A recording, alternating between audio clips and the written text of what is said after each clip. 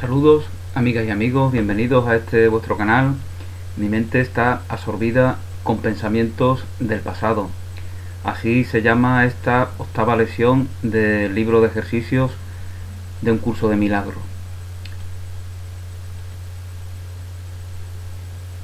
Por lo tanto es una continuación de la lección precedente en la cual se nos decía que solamente vemos el pasado, que solamente a través de nuestra mirada física vemos el pasado, que la mirada es algo aprendido en la misma medida en la que no es, en la que lo es nuestra capacidad de comunicarnos verbalmente.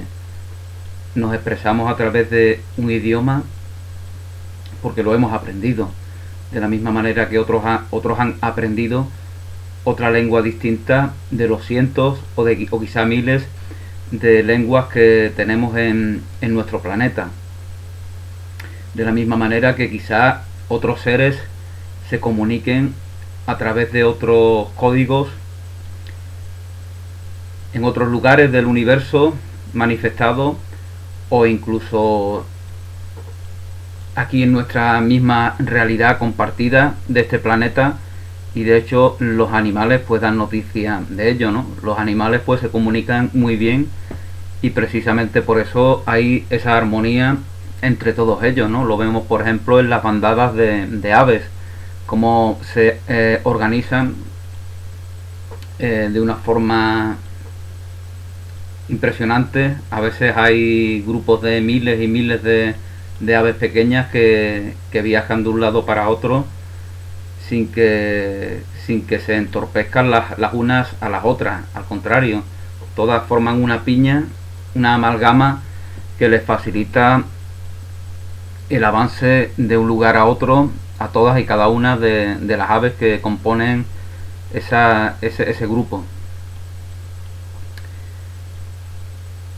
Mi mente está absorbida con pensamientos del pasado.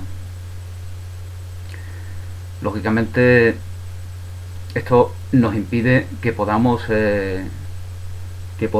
centrarnos en el presente, que es la realidad en la que siempre estamos.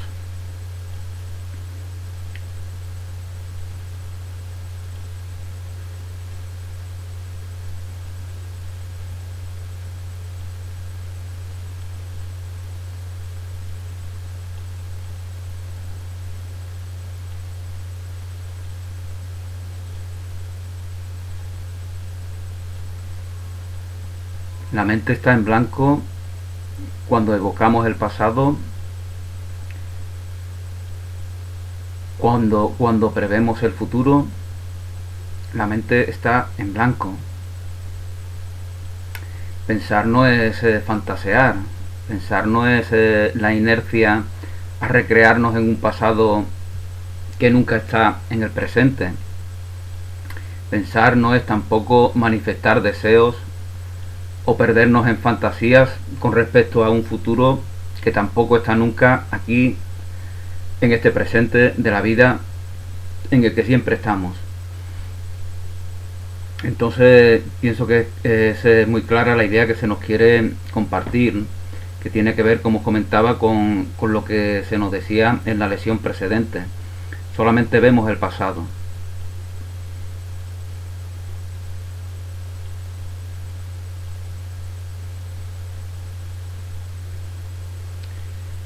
Y en esta, como en el resto de lecciones, pues se nos intenta aportar más sobre lo que ya tenemos. No se nos intenta ver que algo es negativo, no se nos intenta hacer ver que algo no vale, no se nos intenta hacer ver que tenemos que ponernos en actitud de combate contra algo.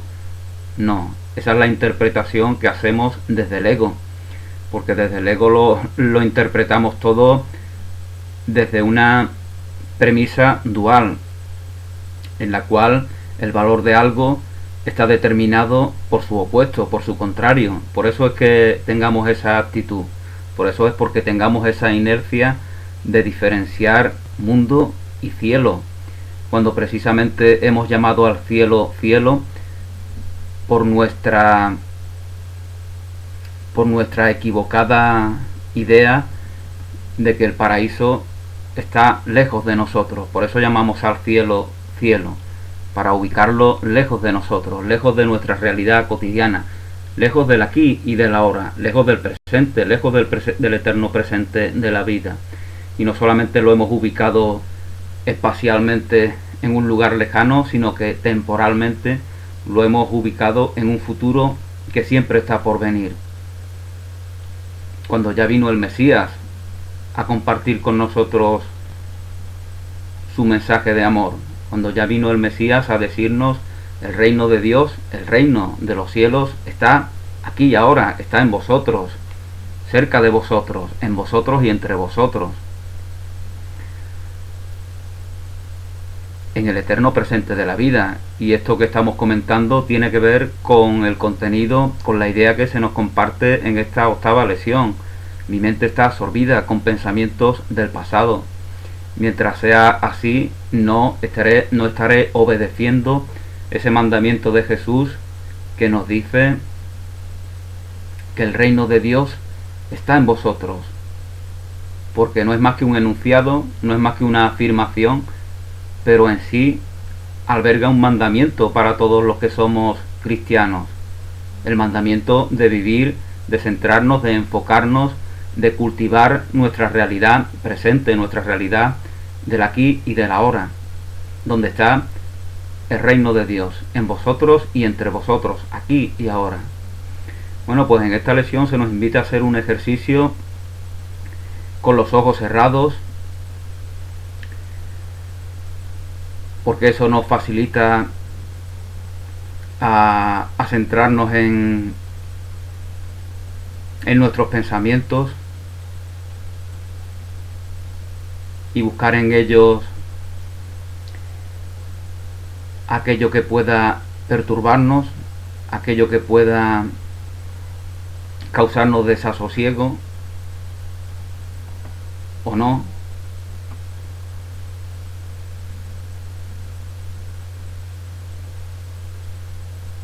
Da inicio a la sesión de práctica diciendo: parece que estoy pensando en, bueno, pues con este ejercicio lógicamente ya se nos está haciendo ver que esos pensamientos que atraviesan nuestra mente de forma fugaz o de forma más permanente no son nuestra verdadera identidad.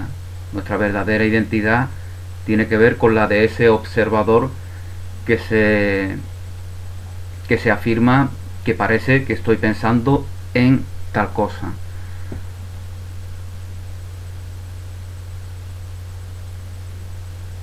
Puede ser una persona, puede ser un objeto, puede ser una emoción. Emoción es aquello que nos mueve, aquello que nos impele a comportarnos de una u otra manera en nuestras relaciones cotidianas.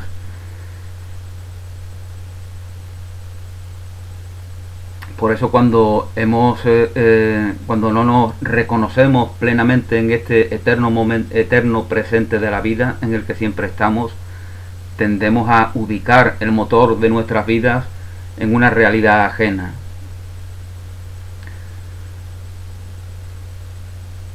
Y ese motor de nuestras vidas, eso que nos impele a actuar,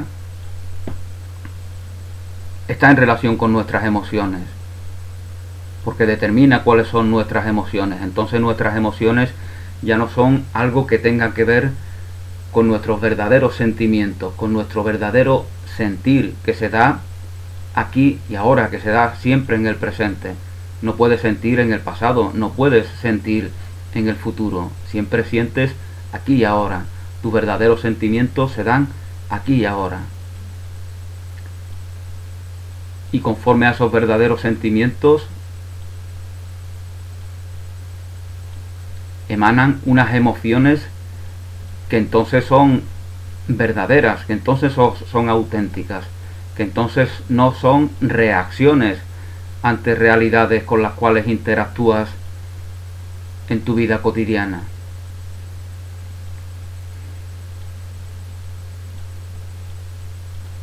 Aquel que solo ve el pasado reacciona ante lo que acontece en torno suya, porque no se reconoce a sí mismo en su realidad presente, y por lo tanto no puede ser ese motor que de manera creativa actúe en ese momento presente.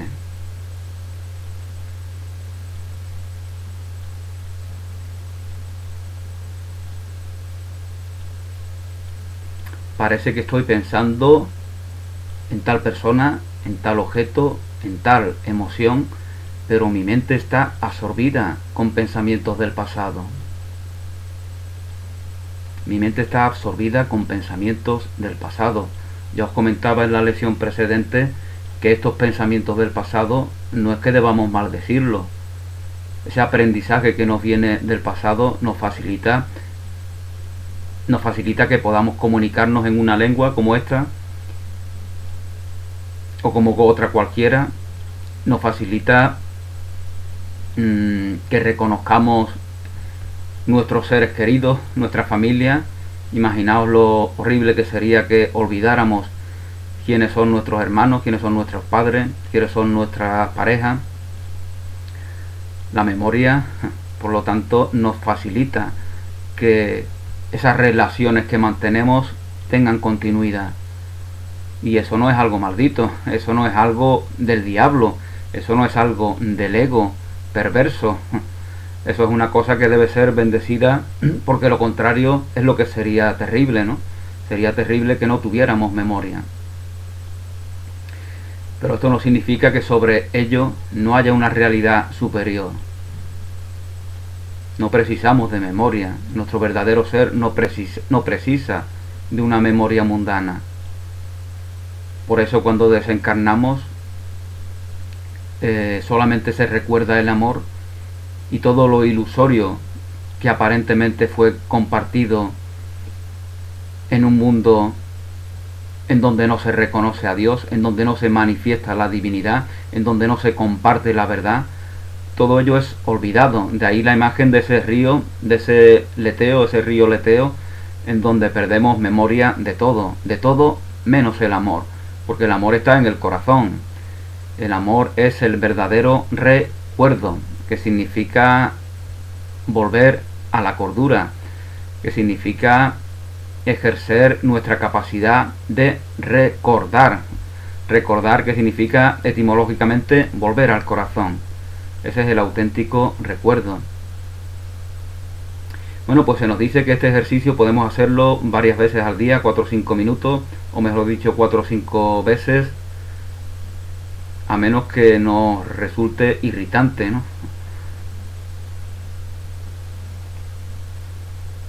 Si nos resulta irritante, nos podemos preguntar por qué nos resulta irritante, y así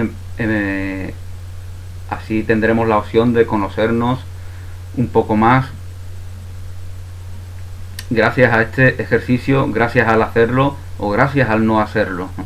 Aquí todo nos provee de aprendizaje, lo que hagamos o lo que dejemos de hacer.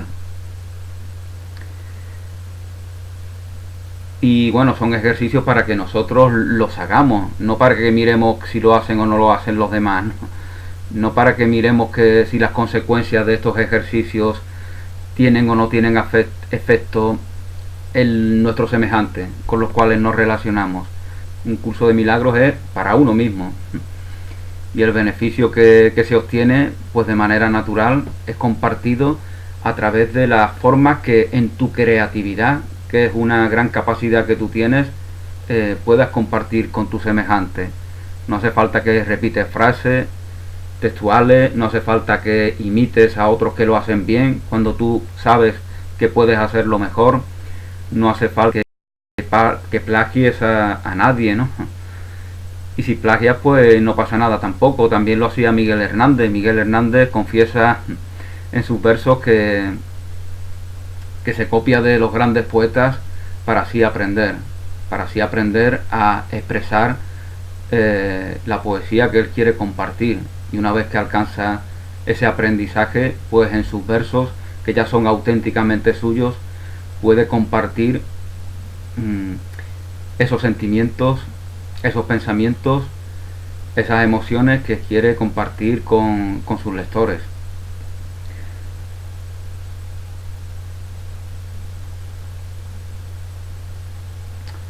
Bueno, pues en la próxima lección, si Dios quiere, hablaremos de no veo nada tal como es ahora. Por lo tanto, parece ser que seguiremos hablando de un tema que guarda relación con lo que hemos hablado hoy y con lo que hablamos en la lección octava, en la lección séptima.